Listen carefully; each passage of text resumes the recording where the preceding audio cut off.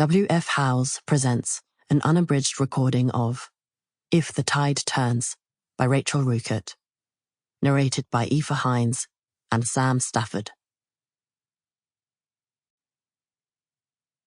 Prologue. I know this place, how the spindly grass bends against the rolling dunes, the bite of salt air, the brine of pink Atlantic mornings along the docks. I know the hideouts for lovers, the townsfolk, and the church with its hard pews and shadows.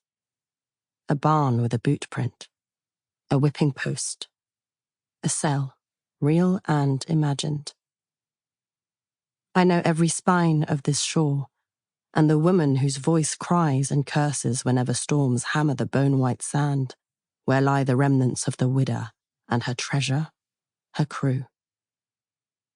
I know something of ghosts, including some who had the audacity to survive. Part 1. Summer 1715. Chapter 1. Maria broke for air as a wave crested. She let out an unrestrained laugh as the ocean tumbled into her shoulders, pushing her through the surf until her knees pressed into the soft shore. "How did I do this time?" Maria shouted above the roar to her younger sister, Elizabeth, who sat reading on the empty beach. Elizabeth's eyes flicked up, then back to her novel. "As well as usual?" Which wasn't great, Maria knew. She never waded in deeper than her ribs. But not knowing how to swim hadn't halted her attempts to improve. Maria scrambled to her feet, shaking out a shiver and scraping away sand.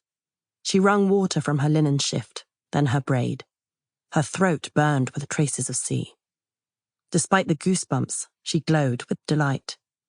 She buried the wet shift inside her basket, then quickly changed into a clean dress. "I'm missing something in the arm movement," Maria said after drying off.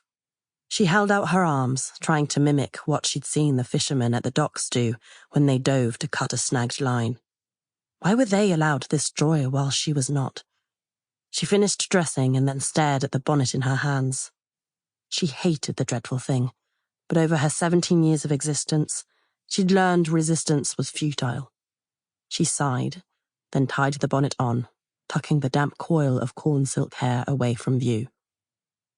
"There has to be a way to keep water out of my nose." Elizabeth said. Sample complete. Ready to continue?